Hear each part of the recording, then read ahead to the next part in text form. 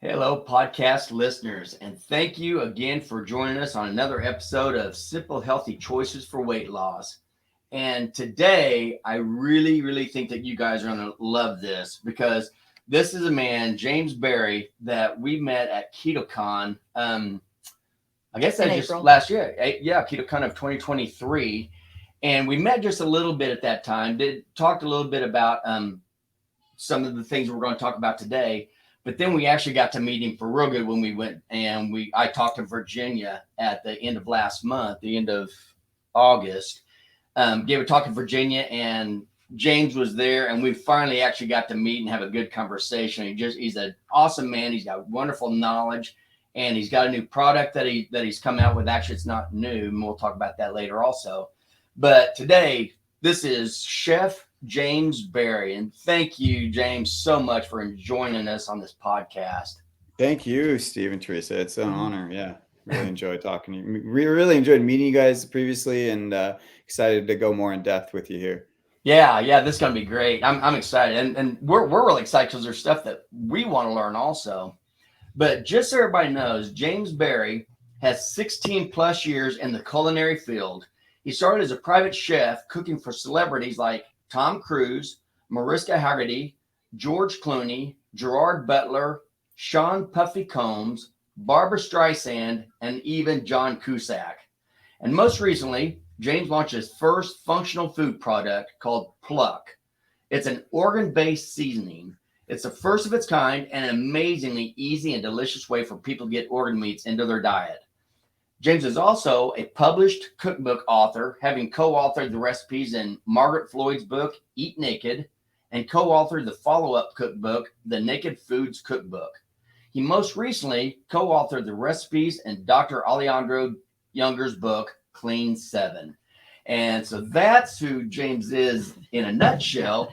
But I want to tell you, we also have Pluck. We bought it and we put it on everything. We put it on scrambled eggs. We even put it on a sirloin steak last night. We just kind of sprinkle it on everything. And so kind of want to get kind of right into it. I know that the whole thing, this is a whole new term since we've been getting into, we're newcomers to this. James has been in here for a while. Theresa and I are newcomers to this, but a really common phrase that I never really heard, and now we hear it all the time, is nose to tail. So that's kind of where this came from. And so, James, this is the first organ-based, and we'll talk more about Pluck later, but why did you pick organs? Are organs supposed to be healthy, or why would you make a Yeah, it's always a great question, particularly in this day and age where we're hearing so much about muscle meat and how much protein you need to get. Our mutual friend Bill Schindler, Dr. Bill Schindler, and I very much share a similar opinion on this around whole animal, but I really love how he articulates it, but how he kind of talks about it. And he's an archaeologist, professor of archaeology, and studies how humans have evolved based on what they've eaten over the years. And he talks about how, I think it's like 3 million years. Well, so over 3 million years ago, we were foragers. Our species were foragers. Right. Then we became scavengers around 3-ish million years ago. And even when we were scavengers, we were getting some muscle meat there, but we weren't getting the kill, and getting the prized parts of the animal. The predator was eating those. Right. And it wasn't until I just thought that was interesting when I read his book, and then talking to him in Virginia, the same thing. I never realized that when a lion or something killed their prey, they ate the organs and then they left. And now it's the predators come up and they just ate what was left, what was the meat. Yeah, that was exactly. That was astonishing to me. Which is where I'm going, because, then about 2.5 or 2-ish million years ago, we became predators. We had a rudimentary tool, and then we killed the animal. And what did we take? We got 3 things that we previously did not get. To your point, we did not get the organs, we did not get the fat as much, and we did not get the blood as much, because the predators were getting all that.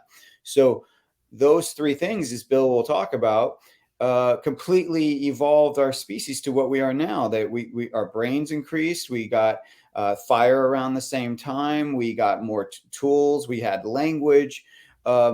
everything that's enabling us to have this discussion came from those three things. It didn't happen when we were scavengers and we were still getting muscle meat. So that's why I look at it is that it's not just about muscle meat. There is this concept, there's an ancestral concept called like supports like. So when you're eating muscle meat, yes, it's supporting the building of your muscles, right? But we are so much more than just muscles. So when you're getting the organs, they are supporting your organs. You know, you're getting the blood, it's supporting your blood. There's that idea of not being wasteful. I mean, I kind of like to hit it on a few different levels. So there's the level of environment, which comes up a lot. There's the level of not wasting. You know, if you're going to, honoring the animal's life, if you're going to kill an animal, let's not just throw away 48% of it, right? So there's that. And then there's whole animal health, which is there are nutrients in the organ meats because they need very specific nutrients to do their jobs that are not in the muscle. Right. And so every part of our, just like, we need to value our body, we need to value the animals that we're eating's body. And right there, that just tells me that if we're going to slaughter an animal, we need to eat the whole animal. And that's how we used to do it. Right. But what happened? Why are we not doing it now? And it's kind of a convoluted answer of why we're not doing it now. It has to do with socioeconomic things. Like, when you have more money, you want to buy more wealthier cuts.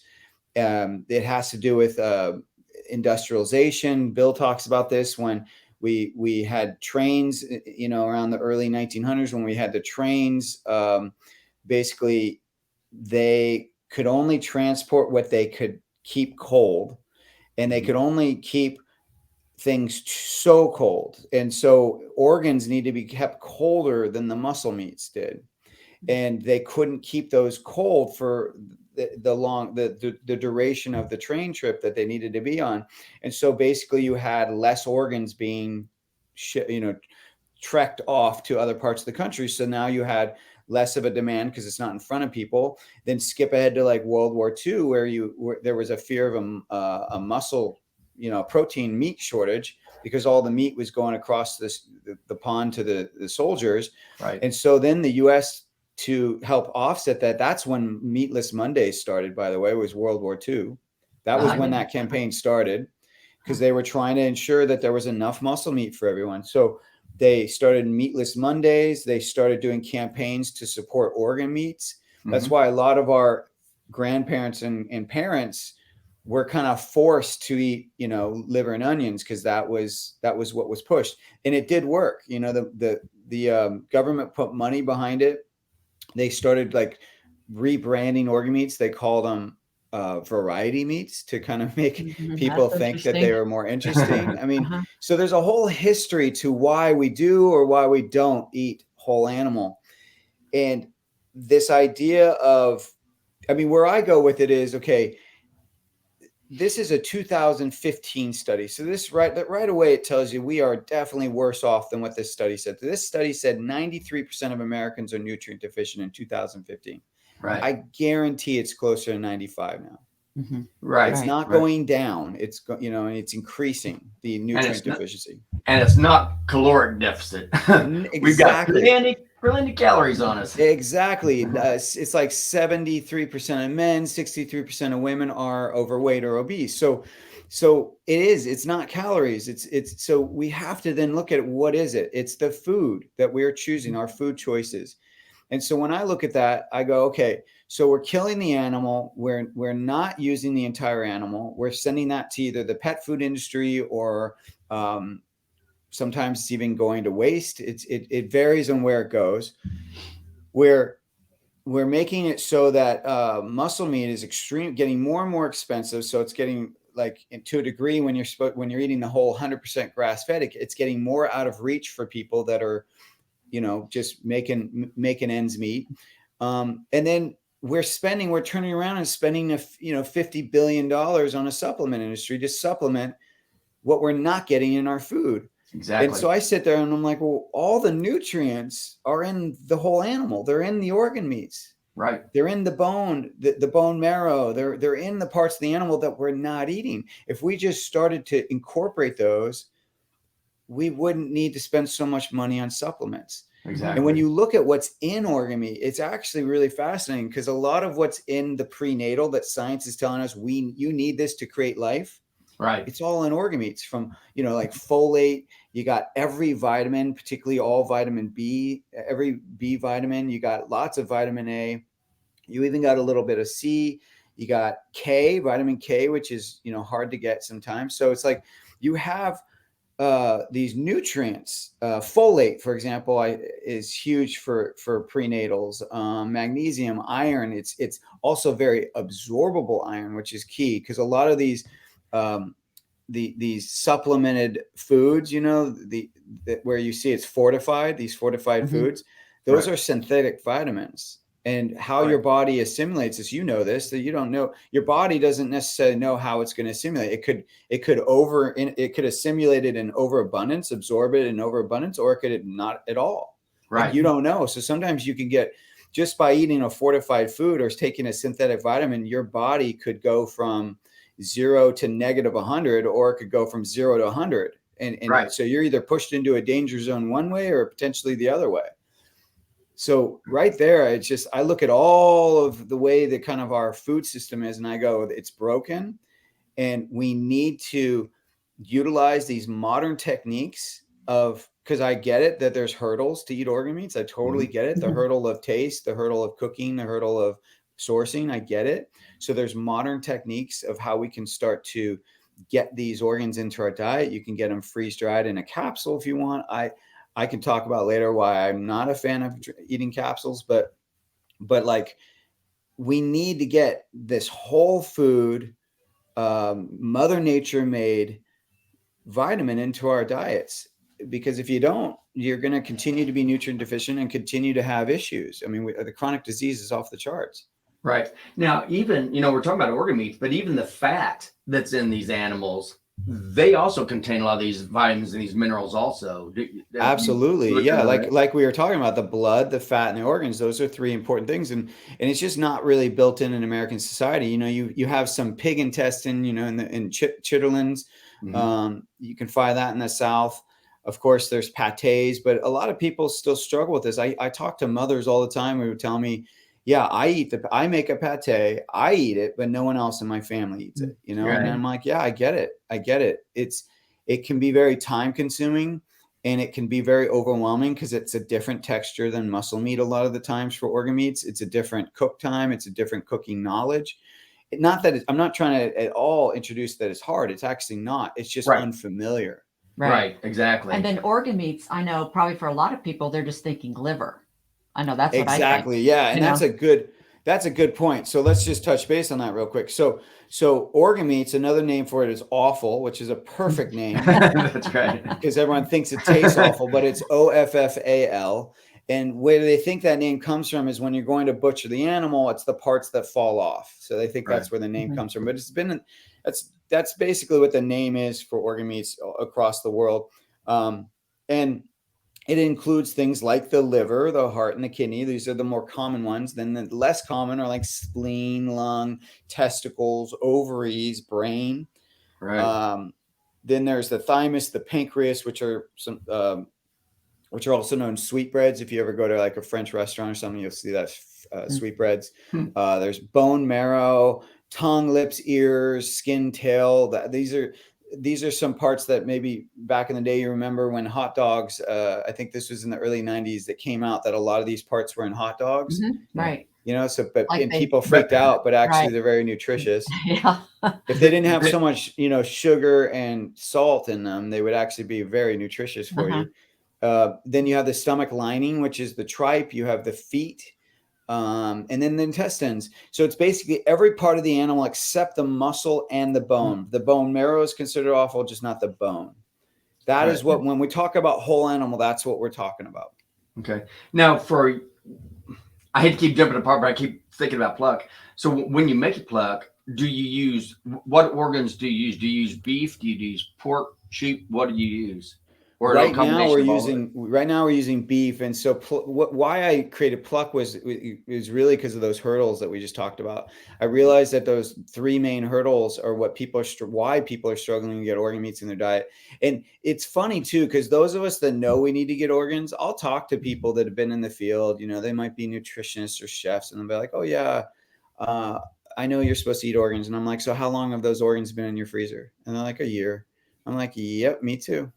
Like, I get it. Yeah. Even for those of us that know how to do it, know that we're supposed to do it, we still don't do it. So that's why I created Pluck. And I took 5 organs. I took beef, liver, heart, kidney, spleen, and pancreas. And I combined it with spices and herbs, because one of the modern techniques of not curing, but like maintaining these organ meats so that they stay fresh is to freeze dry them. Right. And so it's a way to preserve the organ meats, right? The nutrition and the whole food part of it. So you freeze dry them, or you can use slow heat. There's lots of different forms of it, but either way, what you're doing is you're pulling the moisture out, then you can powder it. And that's what people are putting in capsules. So usually what it is it's the raw organ that's then freeze dried and powdered. Well, I thought, well, that's a shelf-stable product. So why can't I add it to other shelf-stable products? So then I added it to spices and herbs. And I was like, wait a second, I think I have some here. Because the umami in the organ meats actually made food taste better. And then I used the spices and herbs to cut that taste, that kind of the taste that everyone a lot of people freak out about and don't like. And so what we created was a seasoning. I mean, really, it's almost like a superfood powder that you can put on anything, and then you're getting the micro dosing frequently, because we already season our food. Just use this all the time on your food, and now you're getting those micronutrients. You're microdosing those micronutrients frequently. Right. And I am a big fan of I'd rather us do small movements than infrequent large movements. So, you know, I always talk to people about this, like, because a lot of people go like, well, how much do I really need? Well, I don't know. I don't know what you need personally, because we're all a little different, right? So that's one thing. The other is that when we swallow a pill, which, you know, if you buy these organ meats in a bottle, a lot of times they'll say take 6 to 8. Well, I don't know if you need 6 to 8, right? Right. Yeah. So I get told a lot of times that people are taking these supplements, these capsules, and they feel nauseous. And I'm like, yeah, that's probably because you don't need as much as they're telling you. And if you just ate it versus swallowed it, your body would tell you how much it needs. And we can use salt as a barometer, right? If you put salt on your tongue, your body tells you exactly how much or less, you know, how little or more to eat. Right. But if you take a salt tablet, it's a delayed response. And then you know, 15, 20 minutes later, you're like, why am I bloated? Oh, I got too much salt. So one works with our body and one is guesswork.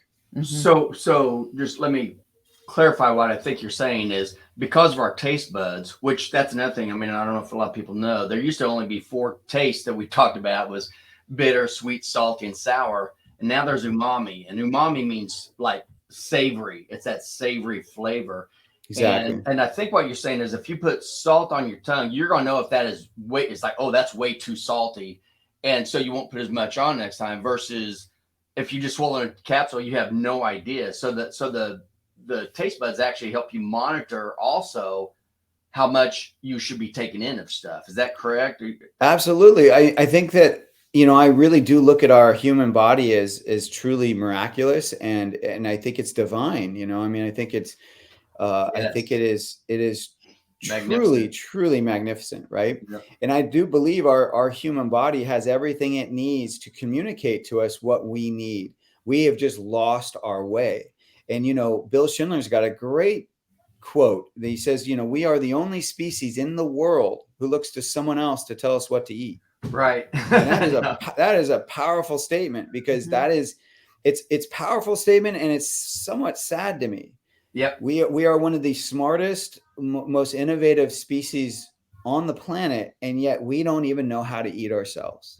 Right. We have lost touch with our innate knowledge of what we need. And that's why I'm a big advocate of, if you eat your nutrition and start to cut out all the, you know, ultra processed foods, Yep. you will recalibrate your taste buds to get back to what your body tells you it needs. Exactly. Mm-hmm. Right. And that's what I like, because, just like I said, a lot of the things that these ultra processed man-made foods are doing is they know that they are totally nutrient void of anything. So now they're going to say, oh, everybody's, they're nutrient depleted, so we're going to add vitamin B to our food, or we're going to add this. It's like, that's doing zero. The reason we're nutrient depleted is because we're eating that ultra processed man-made crud anyway. So like you said, if we get away from that, start eating whole, real meat, real vegetable, and now real organs, which this is going to be all new to us too, but I'm definitely for it. And that's what we'll talk about this a little bit at the end of the podcast if we have time, because I'm curious also how we actually can cook some of these organs, because we're I love, because I'm not just about selling Pluck. I really want to encourage whole animals, so I got lots of tips on how to do that. But I want to say, like, I just to kind of highlight this, because it truly baffles me that we are in a world now where the things that are natural people see as unnatural. So you hear things like, well, we need a vaccine because our natural immunity doesn't work well. So that's one. You hear another one, you say, oh, we need to pasteurize dairy and these other products because we could get sick from it. But it's like, well, what? Like, and then other things like you even hear this if you're a woman, and particularly a woman that has really intense menstruations, their doctor will say, oh, you should be on the pill, and you need to be on the pill because that will support you in not having such bad menstruations. It's like, so you're telling me these things that are unnatural are what's going to make us more natural? Like, exactly. That does, like, literally none of, and there's more than the examples I'm giving, but none of it makes any sense to me. Mm-hmm. Like zero. That is why I have always, we mentioned earlier, like, I've been in this industry over 18 years. I've seen trends come and go, but the one thing that I truly believe is not a trend, that is not up for debate, is eating real food, eating whole, real foods, things that are ingredients versus that have ingredients. Mm-hmm. Right. And if you can just simply stick to that, you will 100% start feeling better. Now, of course, you can fine tune, because we've destroyed our environment so much, we've destroyed our bodies so much that we absolutely need sometimes support to fine tune. But if you're someone that's starting from zero, the best thing you could do is just start making your own salad dressings. Don't buy things that are already put together. Make your own food in your kitchen, because there's no reality where you can eat out and be healthy, because every business you're eating at, well, I just said it is a business. So every place you're eating at is a business, whether it's a grocery store or a restaurant. They're all businesses, and they all have bottom lines, and they have to make sure they make a profit, right? Right. That is why you have a business, is to survive, to create a career that makes a profit. And that goes to the drug companies and food companies as well. Exactly, right? They're not here for your health. They're not. And they may sell it as though they're healthy, and that might be the niche that they're trying to tap into, or whatever the market. But in reality, they are designing their menu, or they're designing their product so that they can maximize profit. And so what you see, particularly in restaurants, is you see them using very poor oils, using pre-made dressings and sauces with those equally poor oils, because for them to make it themselves is too expensive, right? And the same thing in the markets when you're buying processed food. So most of the salad dressings are using really bad vegetable oils. They have preservatives. They're really high in salt, because salt is cheap. They're also high in sugar a lot of times, because sugar is cheap. So there's so many things that they're using to put in these foods that lower the cost for them and maximize their profit. So it's literally impossible to be healthy if you're eating all the time. So I'm a huge advocate of, like, if there's one thing I can do, is you start eating real food. The next thing you do, and coincides, is you got to eat at home. You got to be able to control your ingredients. Mm-hmm. Right. And that's one thing that we get from people totally, that, like, just, we always say eat real food. If it came out of the ground, real God-made food, and they just don't even hardly understand what that means. Yeah. Do you ever get that? Oh yeah, absolutely. I mean, I used to go to these inner city schools to teach health, like cooking. healthy cooking, and I would bring in food like asparagus, for example, that a lot of people assume, they know what it is. Those kids most of the kids didn't know what it was.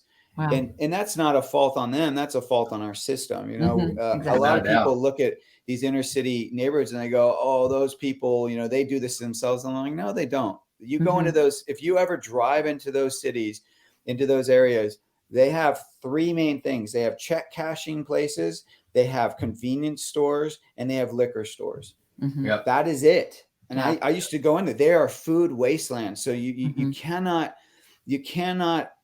encapsulate an entire culture of people or entire subset of people and say, well, that's their fault. It's like BS. It's not their fault. Right. Our system is broken, and we have given up on not only a certain subset of people, but in very much ways, we have given up on the human race and really put our chips in corporations. And they're not even in a sense, the corporations there's hardly any oversight. I mean, it's really bad. It's a really, really bad system.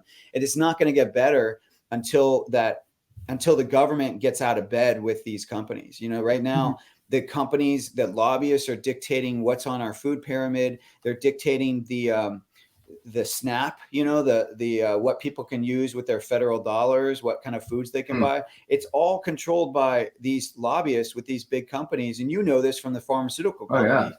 It's the same issue with the pharmaceuticals. Yep. And it will not, nothing's going to change until we separate government from business. We need to do that. Without a doubt. And just like you were saying earlier about what Bill Schindler said, as far as the food that we have right now, it is all other animals, like you said, no other animal has to ask what food they're supposed to eat. We all know, and we used to know until man started making their own ultra processed food, and that's where things got confused.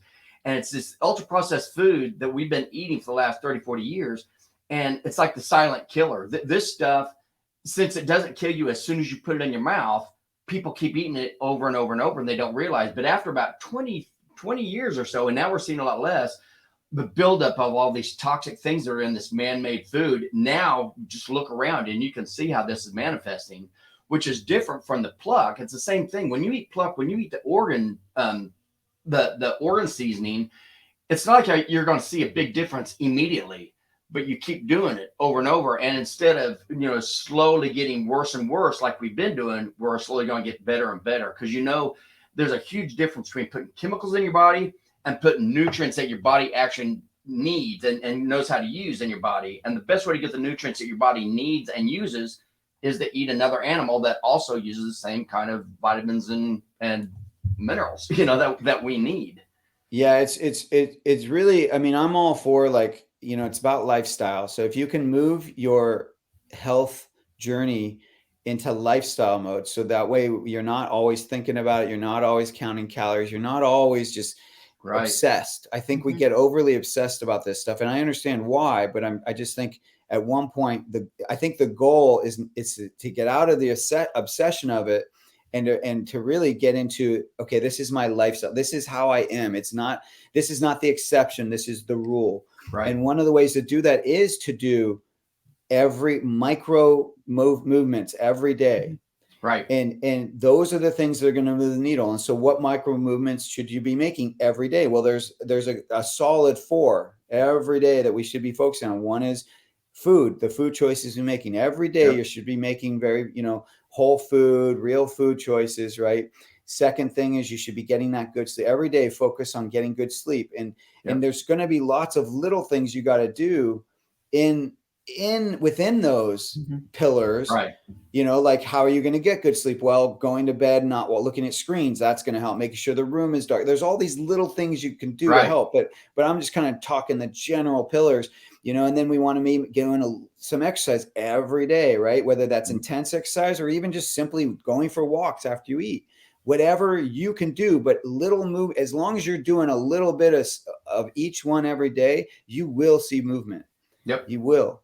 And at one point it will kind of cross over. So at one point when the good overweighs the bad, or the kind of the more indulgent side of our humanity, when the good choices we're making are way higher than that, at one point Mhm. it crosses over where you're now healthier than you are unhealthy. Right. Right. And then you can kind of, those are the people that you see, they just always look fit, and they might not even work out for a couple weeks, but they just look so fit because their body is crossed over where it's now, so it's so fit that the days that they don't even have to do much to keep it up anymore. Mhm. You Right. know what I mean? Right. Yeah, And I they're like happier and a lot more energetic. Yeah. I mean, most of us are in the below average, you know, and, Mhm. and even below, you know, we're in the average to below. And so the key is how can we get above average, which is where our body wants to be. I'm not trying to say that that our norm really should be thriving, you know, Right. and sadly Right. it's not. Mhm. Right. And I like your incremental, like, because people get really overwhelmed, you know, and even with Yes. us, you know, just the organ meat thing, we've just recently thought about, you know, from going to these conferences and meeting people like you. And it's like, I mean, it never crossed my mind to eat liver or anything like that. I did when I grew up, and I actually liked it. My mom fried it in flour, and that's how I ate it. And I really like liver, but Steve, Oh, ugh. I've only tasted liver twice in my life, and literally both times I had to get up from the table and go and vomit. But Well, I know, and you're not alone. I know that's the way it's cooked. That's why I really would because we're very interested in this, and we do want to start eating a lot healthier, and we do know that we need to incorporate organ meats as well as the pluck. But I mean, actually get some meats in here. So if you're us, and we do want to do this, you know, we're not fighting it, but we really don't know the best way to cook this because we get a side of beef, and so we've got the organs. We've got organs down in our freezer right now, like the heart, the liver. We don't know what to do with it.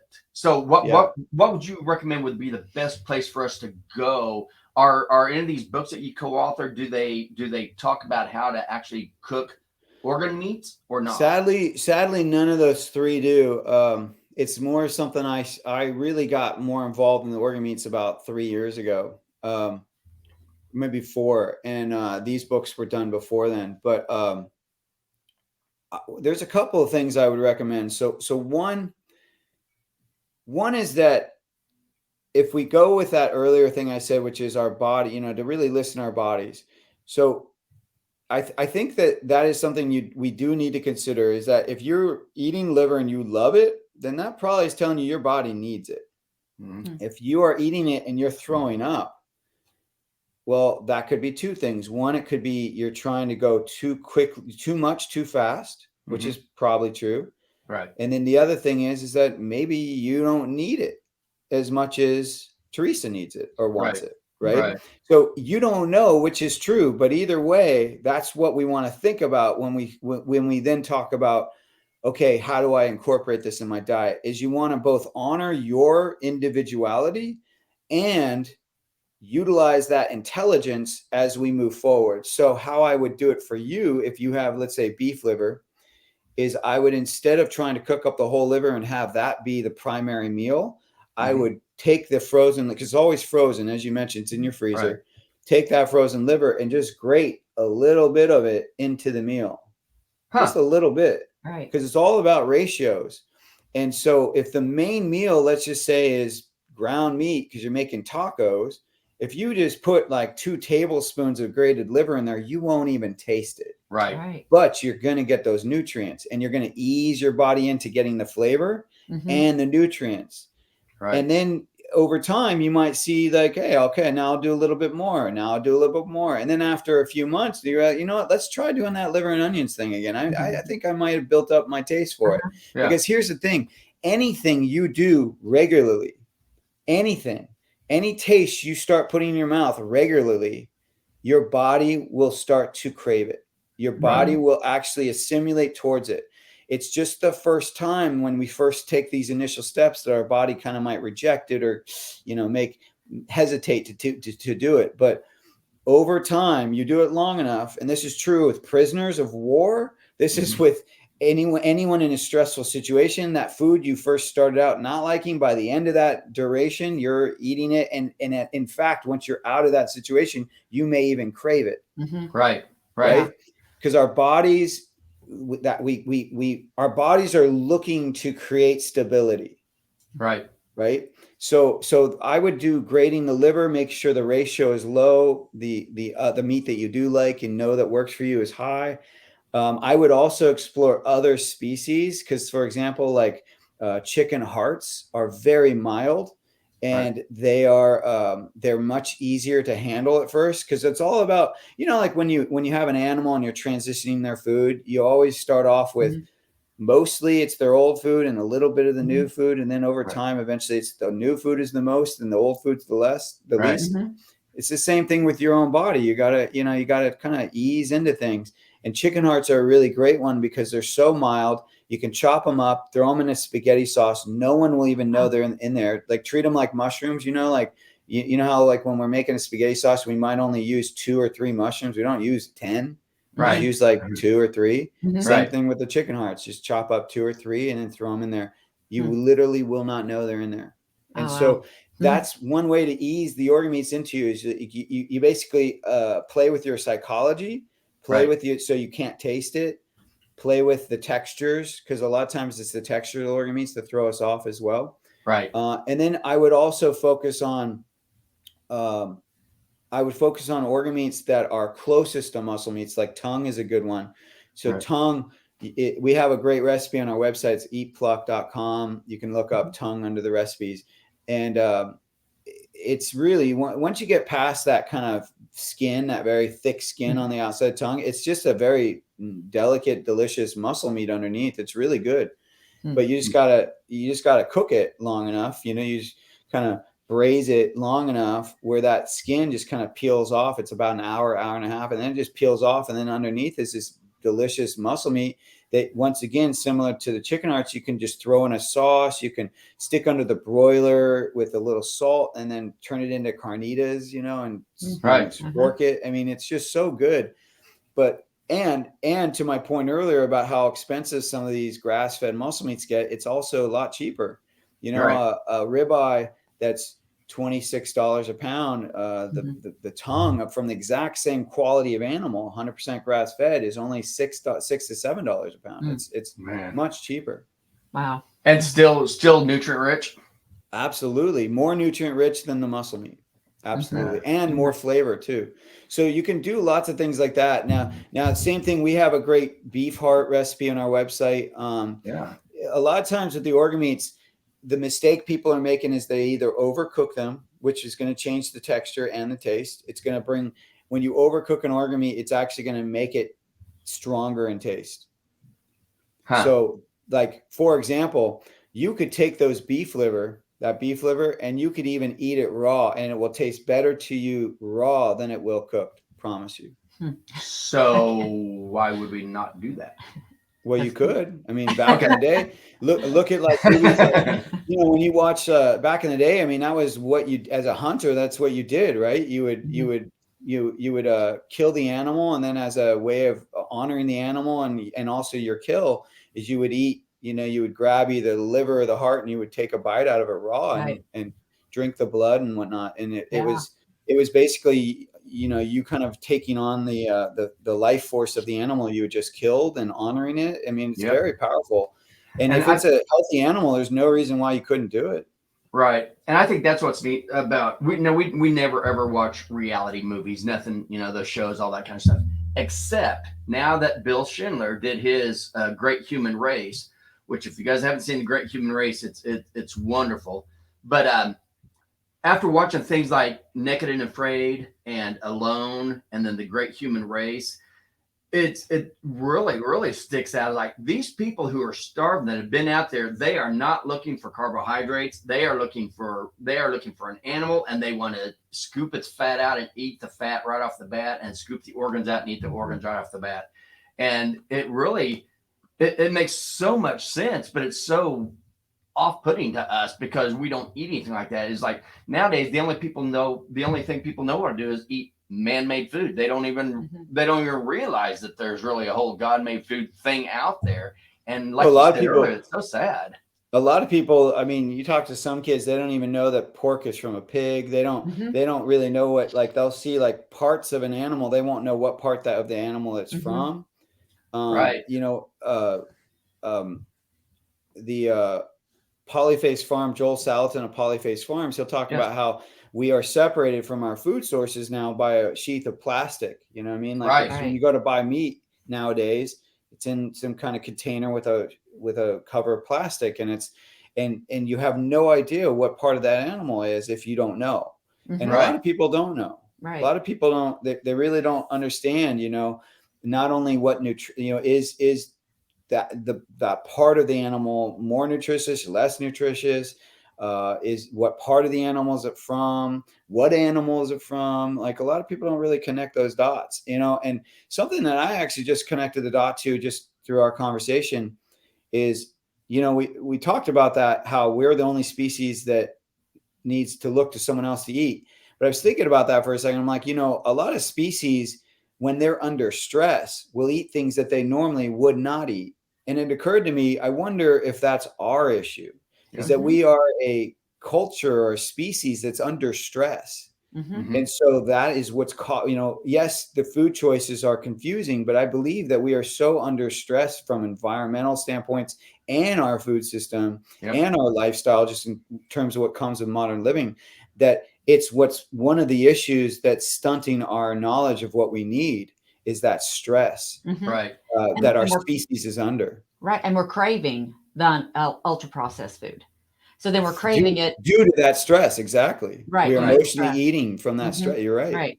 Yeah. Absolutely. And so one of the things that makes me go is like a lot of times when I talk to people, is I really try to encourage them is to just kind of step back from it a little bit, because one of the things that is very human, but that we're all doing, is that we shame ourselves like there's no end. We're so hard on ourselves. I know.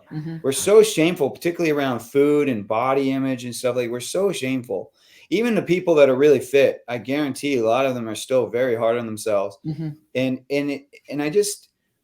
I always kind of right away just tell people, like, just if you can, just take a breath. One of the best things that anyone could do before they go to eat is just take a moment before you eat to pray or to meditate, or just to take a second, close your eyes and be in gratitude.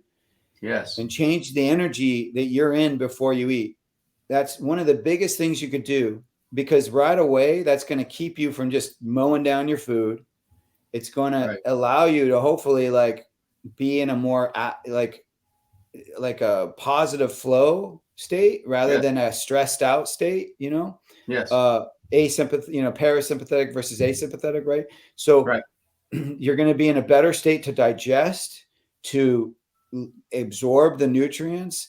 And then the other thing is if you can, take one bite, put your fork down, and chew that bite. Like, be in the moment as you eat. Don't just be rushing through it, because those little things really do make a difference. Because one of the reasons why we're overeating is because we're not giving enough time between eating the meal and letting our brain and our stomach kind of communicate that we're full. We're just churning right through it, and then we're overeating. Right. And that is true, because when you are stressed, that is your parasympathetic or your sympathetic coming on. And when you're sympathetic, when you are in your fight or flight mode, you actually shunt blood away from the gut, because you're there to fight or to run. You're not there to eat. So your body knows that. So if you go in, like you said, you go in, you eat, and you're in a stressed state, you're already shunting blood away from your gut. So the food that you swallow, most of it is going to, like you said, it's going to stay in your gut for longer, because you're not getting any blood there, and it could go ahead and pass through without the nutrients, unless you're eating carbohydrates, because carbohydrates, they don't eat any of that. So as soon as you eat those are getting absorbed. So that even makes it more of a big distinguishing between you're eating carbohydrates where it gets turned straight into fat and no nutrient value, but all the stuff that has the good nutrient value, the meat and the fat that you should be eating, all that has good nutrient value is passing on through the intestines, because the blood isn't coming to the intestinal tract. So that makes perfect sense to sit there. And maybe that, there's so many things to, praying, but praying right before a meal, that makes perfect sense to help calm down and truly be in a state of thankfulness for the meal, of where the food came from and all that. So I never thought of it that way before. That was great. I love that. Yeah, really, that breath. I mean, I think a lot of us are, we're so stressed out by what we're eating. We're either extremely stressed out or we're extremely apathetic. I mean, it's kind of like one or the other. And, when I drove across the US, I mentioned you guys had just moved from West Coast to East Coast. And when I drove across the US, it's like, I saw them, you know, most in the middle of the US, like people look very sick, they're very overweight, and they don't have a lot of, like, you can tell that they're not thinking about some of the things that we're thinking about on the coast. Right. And that doesn't mean that we're right and they're wrong. It just means that you only know what you know. So Right. you only know, we only really learn through contrast. So you only know you're unhealthy if you know what it means to feel healthy. Right. Right. And same with most things. So if your body is always in a state of stress, or it's always in a state of distress or disease, right? Right. Then Exactly. it's hard to realize that you're not thriving. Like a lot of people don't realize they're not thriving because they don't have the contrast. That is so profound. It never crossed my mind. I never thought about that before, but maybe that's a lot of where we're getting worse too, because now it used to be, it was only the adults, you know, the kids pretty much for the most part were healthy, you know, up until about 1980, up until our new food guidelines came out saying that we were supposed to eat no fat, low fat diet. Once a man-made food came on, kids were usually healthy, and as the adults that were getting sick. And so the adults always thought back about, man, I remember the energy I had back when I was in school, and yeah, blah, blah, blah, back when I was younger. And kids nowadays, they're eating this man-made crud. And so they are starting off sick while they're still in, you know, definitely high school and a lot of junior high. And there's even in the grade school, we're seeing a ton more childhood obesity now. So even that having that contrast, I think there's going to be so many kids now that they've just been sick their whole life. They don't even know what it feels like to be healthy and run and jump and play and do all the things that we used to do, climb to the tops of trees. Man, you bring that stuff up to kids now and they're thinking you're from another planet. And I never thought about that. If they were never healthy to begin with, they don't even have that compare and contrast to know that you're sick and you need to change your ways or you're going to get worse. To where the adults, they understand, it's like, no, yeah, I did used to be healthier than I am now.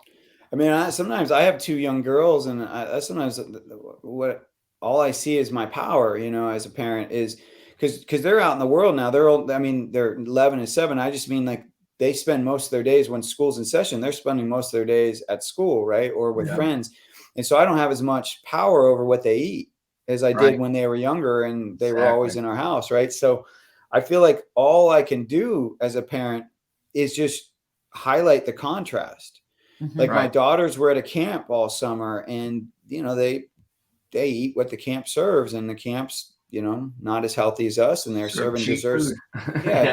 They're serving desserts daily, and the kids get to, you know, eat these foods that we don't necessarily serve. And my daughter came back, and my oldest, and skin, you know, she had kind of oily skin and looked like she had like more pimples and things like that. And she looked a little bloated. And I asked her, I said, I didn't shame her. I didn't make, you know, I didn't make her conscious of that. But after she was back for 2 weeks and she was eating our food, and I noticed her skin was clear, and I noticed her body didn't look as bloated, and she seemed happier. I said, so how are you feeling?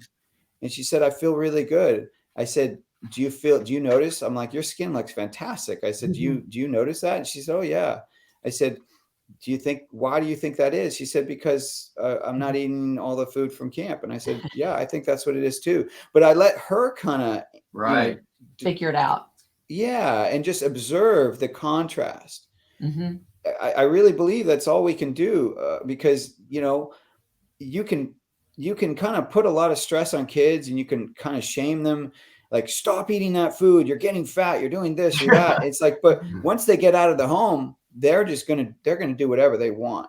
Right. And if you ended up shaming them their whole childhood, then they're going to carry that shame, and then they're going to continue that kind of cycle that I talked about earlier, the way we're all shaming ourselves for the food choices we make. And that's why a lot of times I feel like we're almost focusing too much on the little things, like organic versus non-organic. I'm like, forget that. Like, I don't personally care about that.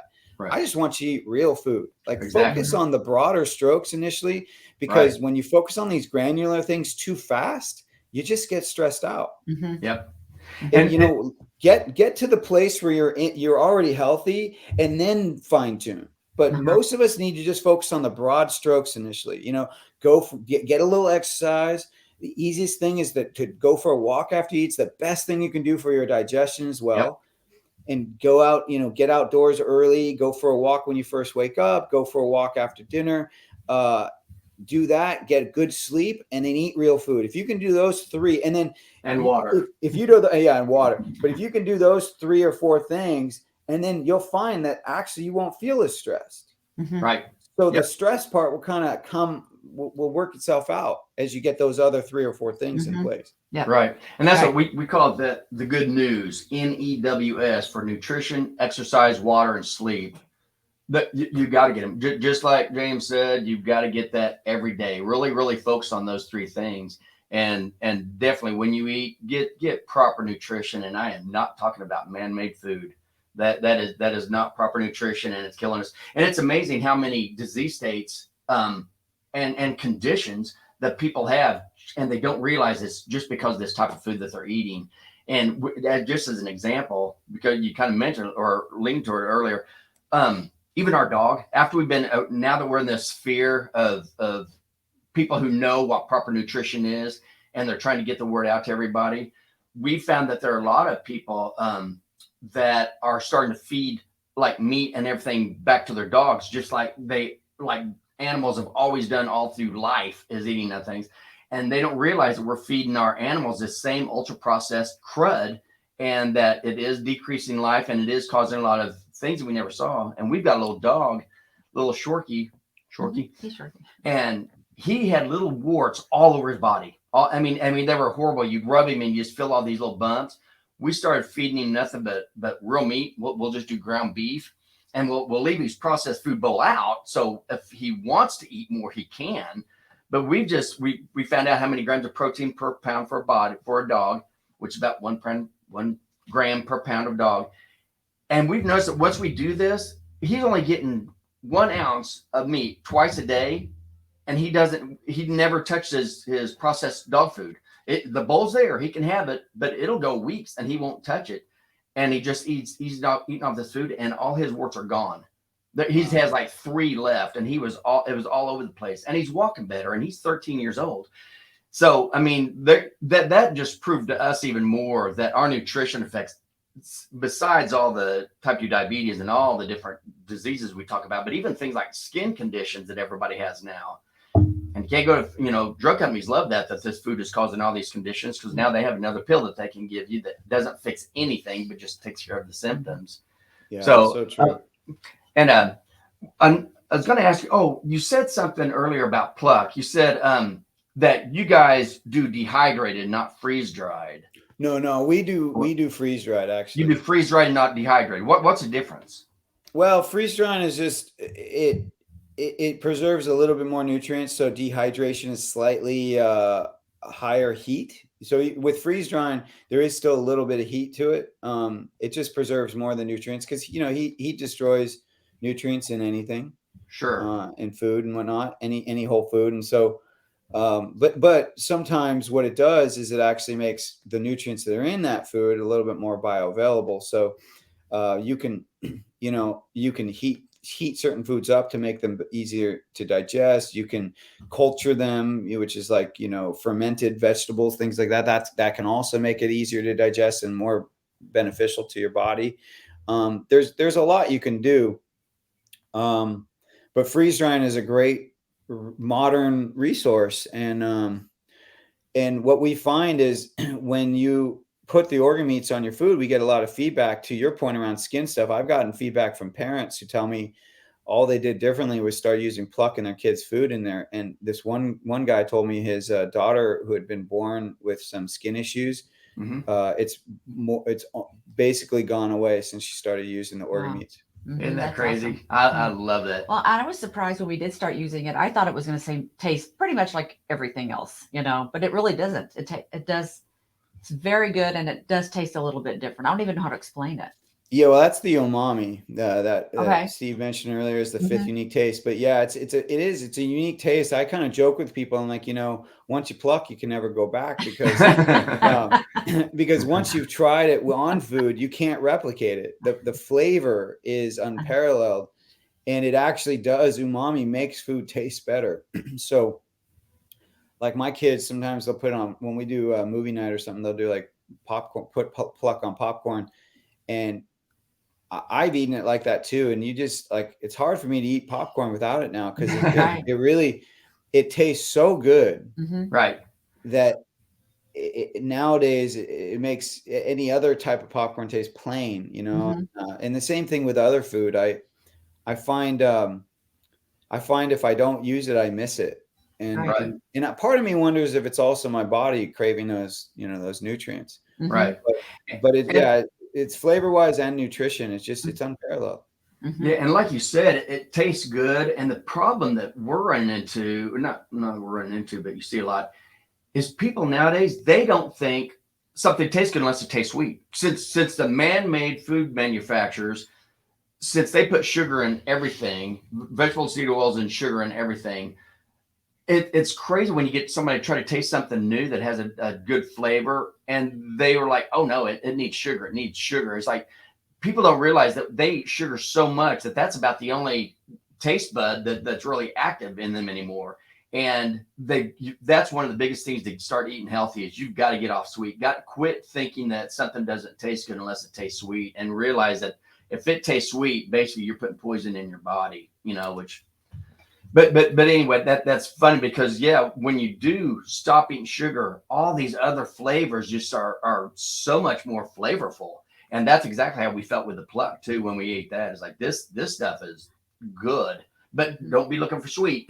If you think it has to have sweet, there's not going to be no. But they do put sugar in these other seasonings, don't like Lowry's and stuff. Don't they put that? Lowry's seasoning salt. First two ingredients is salt and sugar. You know, whereas the first two ingredients in ours is onion and organs.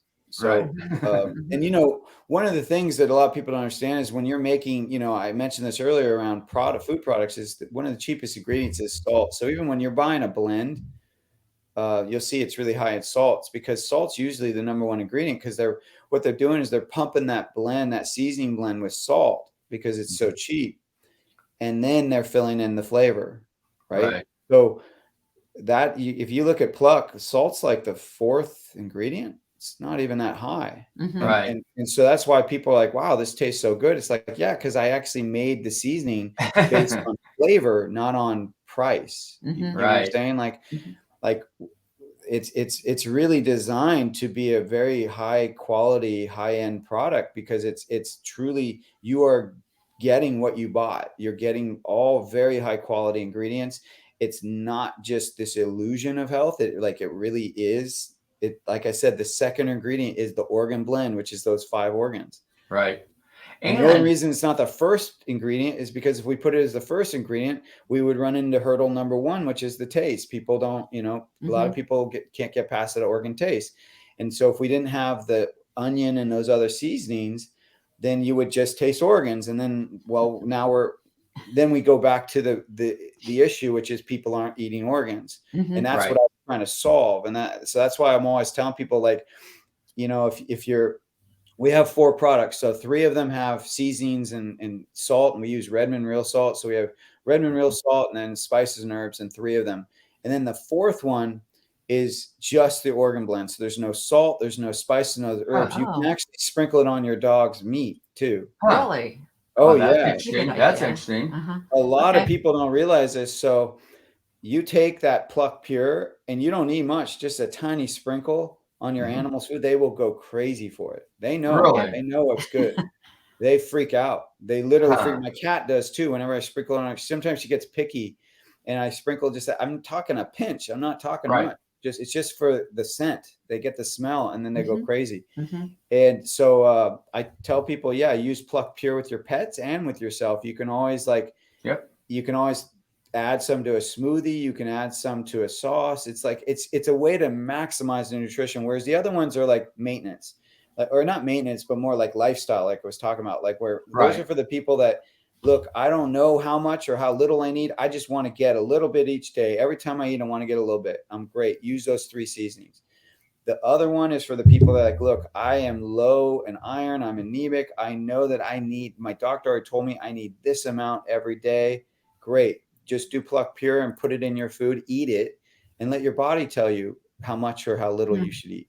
Right. I like that. Okay. Oh, I know I ordered the other 3. I didn't get the Pluck Pure. think I could. Yeah, sometimes some people are intimidated by it, but like I Uh-huh. said, like the pure has its place. You know what I mean? Like you once you realize that it's actually probably even more flexible than the other ones, because like you could add it to brownies. You know what I mean? Like you could put Right. it in, you could hide it in food, and people won't know it's there. Uh-huh. Yeah.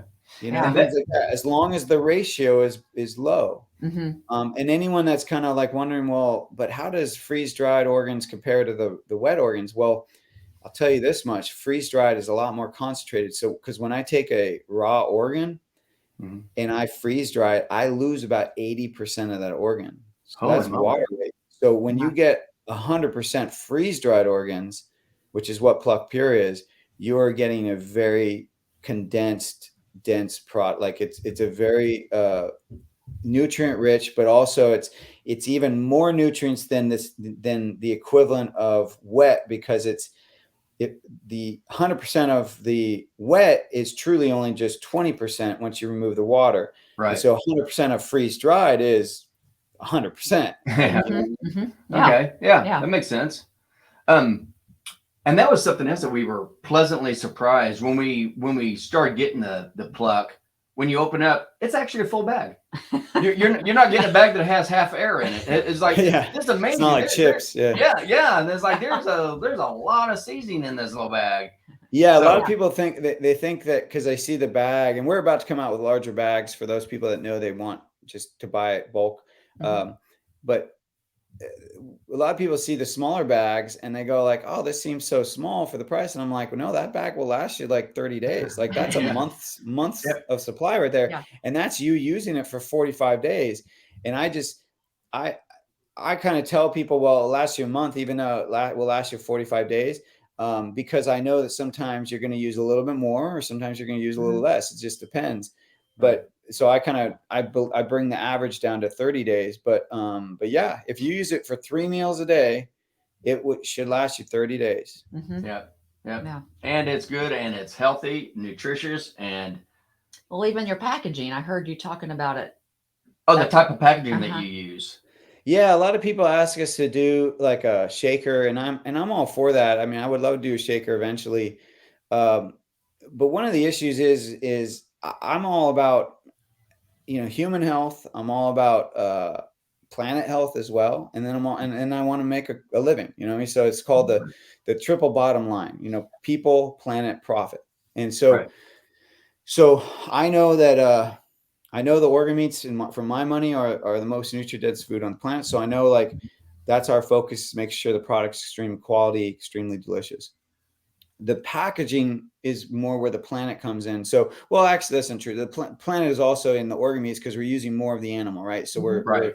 we're focusing on the planet that way. But the packaging, we are really mostly sold online right now. We're sold on Amazon and on our website, eatpluck.com. We do have some retail, but we're not really focused too much on brick and mortar. We're really wanting to just focus on e-commerce. And because of that, our product has to be shipped. Well, if it's heavy, that means more fossil fuels go in, Right. not only getting us the product, the container, but also in shipping it to the customer. Mhm. And then if it breaks, well, then we got to ship another Mhm. one. Right? Right. So now we just did double the damage to the planet to get you a product just because we use glass. Mm-hmm. So we use 100% plastic. Like it is a plastic, but it's 100% recyclable product, and it's basically very light, and so it doesn't Right. cost as much to get to you. And once we become once we focus more on retail, then I'll change the packaging. But for right now, I got to focus on making sure that it's light, Right. that it won't break, and that the other positive of keeping it like the way we have it is we don't have to wrap it with tons more material. Mm-hmm. Right. If it was glass, we'd have to put even more kind of fossil fuels into wrapping it with some product, right? The way we send it now is it's just simply it's in a package. That's it. There's nothing else added to it because there's nothing to break in it. Right. Right. No, I like it. Well, this has been fantastic, and I want to respect your time. Also, is there anything else that you think would be a great thing that people would want to know about you or your product or anything? And definitely that we haven't how to talked find you online.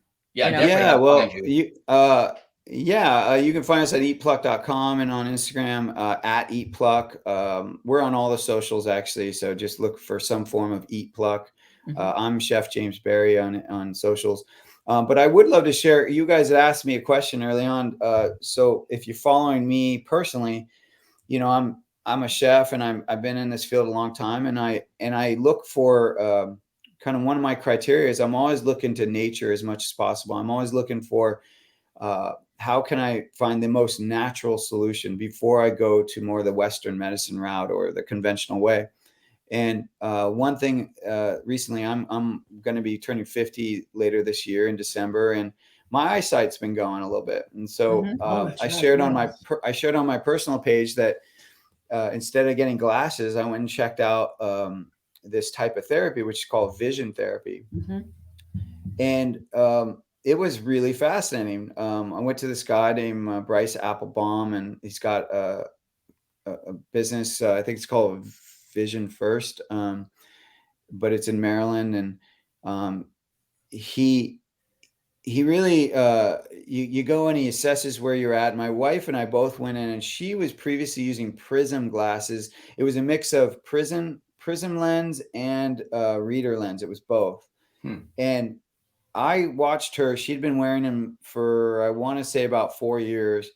And I watched her eyesight continue to get worse and worse despite having those glasses. And that's typically what happens, right? Is once you give your eyes a vice, they then get lazier because now they have the dependency of that vice. And so they just tend to get even worse. The muscles don't work as much as they would if you didn't have it. And so I've watched her eyes deteriorate, and they were getting worse and worse for her. And so she went as well. We both went. My eyesight's more, mine's, we talked about that contrast earlier. My eyesight's a little bit more subtle. She has extreme contrast because she knows what it feels like to have those glasses on versus not have the glasses on. Right. Mine's a little like, I can see most things, but if it's far away or, it's small, I can't read it as well. Right. So mine's just a little more subtle. So we both went in and we got assessed, and then we were there for 3 days, and we did about 6 treatments. I think she ended up doing about 8, and I did 6 or 7. And what they're about, I want to say an hour each. And he puts you through these exercises, and they're really trippy. Like some of them are like where you have to look down a string. And when you're looking at that string, it's either going to look like it's a V or an X, and you're basically training your eye in different points on the string because there's different knots on that string that you have to then move your eye down, and you're changing the X or the V. And then there's other things like where they're teaching you, like if your eyesight, if you can't read it, sometimes what you can do is if you look past it, focus on something past the image, then your eyes will be able to see it, or focus on something depending on if it's nearsighted or farsighted, right? Right. Or focus on something closer to your eyes, focus on that. And then in the distance, see if you can read it. And you're basically training your eyes, you're connecting your eyesight to your brain. Because a lot of times eyesight, it's muscle, and then it's also how your brain is interpreting the images.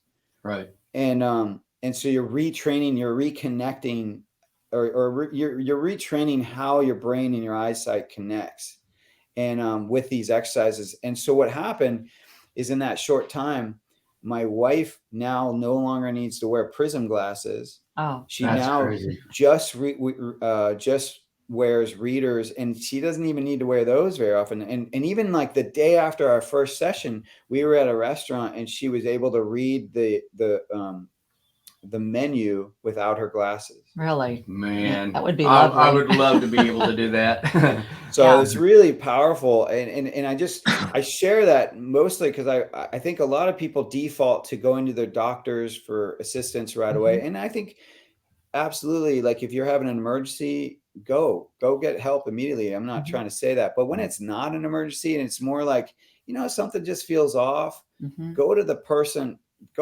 that maybe is looking at it from a different perspective. Because like, for example, if the first thing I normally do is if I'm off or I don't feel well, I go to someone that understands nutrition, because what's the Right. thing I'm doing the most? I'm eating the Right. most, right? So Right. I look at what is it that's going on in my body, and maybe getting my blood drawn and getting my numbers checked to see like, is there something off? So I always go that route before I go to taking some kind of pharmaceutical or getting prescribed something.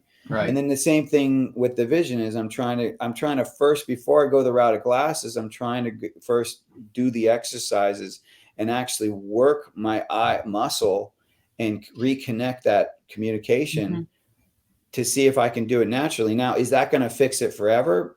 Maybe not. I mean, I don't know, but I'd just rather go down that path and see if it will work as long as I can get it to work than to immediately go to this place of needing this synthetic kind of like person-made, device, which is an amazing device. Yeah, exactly. It just makes it worse. That then you become dependent on. That's really ultimately what I'm saying is I try to go down the path where I'm not dependent on something, right? Other than my, God-given body. Right. I think that's amazing. As soon as we heard you talking about that, we're like, okay, I think this may be something that we do in our future here. That's the only thing about me that feels old is my eyes. My eyes are leaving. And other than that, I feel shoot, I feel better than I've ever felt in my life. Yeah, we've never worked. It's like you never wore glasses. Yeah. I believe it. I mean, you guys look great when I saw you in person, and I always tell people that, like, like actually specifically because I didn't get to see old pictures of Theresa versus now, but I've seen pictures of you, Steve, where they were before you were getting healthy, and then now, and it's like it's night and day. Like you don't look bloated. You don't, your body looks different. Your face structure looks different. Like everything about you looks different. So I'm able to see that contrast, right? It's a contrast again. Yeah. Right. And so it does not surprise me one bit that you feel great. It does not surprise me because when I'm in person with you, the contrast from what I'm looking at versus some of the photos I've seen, it's like, oh yeah, he does. He looks great. Yeah, and feel fantastic. Yeah. Well, thank you so much for all of this, and we really, really appreciate it. Yes. And thank you. And thank you for giving us the extra time. We appreciate that too. We were very interested in the whole eye thing. Yeah, definitely. So and you guys people can find him. His name's like I said, Dr. Bryce Applebaum. It's not Apple like Apple. It's Appel Baum, Baum. Okay. Just a search for his stuff, and you'll find him online. But you don't have to go in. It helps if you can, but he's got some programs that you can do just online that they'll even help you with the wheel. Yeah, that's interesting. Oh, that'd be cool. Yeah, the little eye exercises. That sounds great. I would definitely do that. Yeah, that sounds. Yeah, it's surprising, man. And I can't say that. Like the reason why I even came to this place is because I have some friends who have done it. You know what I mean? So once again, you only know what you know, right? If you don't know it's possible, and that's why I'm glad we talked about it on the podcast versus off. Because if you don't know it's possible, you don't know to even look for it. Right. Exactly. Right? We need either a model or contrast something. And so I had that model, someone who I knew whose eyesight was going. They didn't work with him, but they did the exercise. They did vision exercises, and they no longer need glasses. Their eyesight's better. And so once I heard that and knew it was possible, then I knew to look for it. You know? Yeah, exactly. And now, I don't know if you said this or not, or I'm thinking another one, but if that's all you need really is readers, does this help those people also? Did they say? Yep. Well, his wife. Oh, that's right. She had Prism. She had Prism, right. And she now only needs readers sometimes. So it's like it depends on how far your eyes have gone, but as far as I've learned, yes, you can improve your eyesight. Now, in some cases, it's your eyesight's going to degrade as you get older, but these exercises will slow down that process and hopefully make it, you'll get to a point where you'll never need glasses, right. Because, keep in mind, like even as you get older, even like there's some things that you can't see as better as well as when you were younger, but some of the things you don't need to see. Right. You get what I'm saying? Like I could see smaller print from very far away when I was younger, but I don't actually need to see print from that far away. Right. Yeah. Right. You know what I mean? So it's like, so some of these things, that's why even if your eyesight's going just by doing the exercises, you're going to stave off needing to get glasses, because, you know, a lot of what you're doing in your day to day, that's what you're measuring off of, right? If you're not doing something in your day to day, then you don't need to worry about it. Right. But the biggest thing we're doing that's hurting our eyesight is that we're looking at screens, you know, this, we're looking at like this. And so our eyesight is now trained to only go so far. And so the muscles are not going beyond that very often. And so it's really amazing when you look at the muscular structure or the muscular nature of your eye, and then how that is communicated to your brain, like just that little bit of work, and you probably won't have to wear your glasses depending on where your eyesight's are. That would be lovely. This would be wonderful if this could happen. Yeah, absolutely. And that's something you said that's really important, is like you said the glasses make you feel older, right? So it's like that feeling is sometimes that contrast. So if we can feel better, then you're moving in the right direction. And so that's what I'm always looking for, is I just want to feel better. I don't want to feel old, because you feel old, then you are old, right? I want to feel like I'm thriving as I age. Right. And there's no reason you can't do that. But just like we said, nutrition, exercise, water, and sleep, you'd be amazed at how much better you feel. Yeah. Love it. Yeah. Well, James, thank you so much. Thank you so much for joining us on this and spreading your knowledge to everybody else. And we will definitely be keeping in contact, because I'm pretty sure we're going to have some organ recipes we're going to be trying to get from you.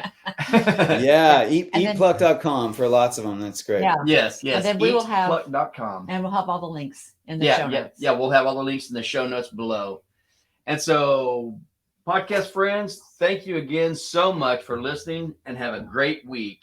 And remember, make simple, healthy choices to live a quality life.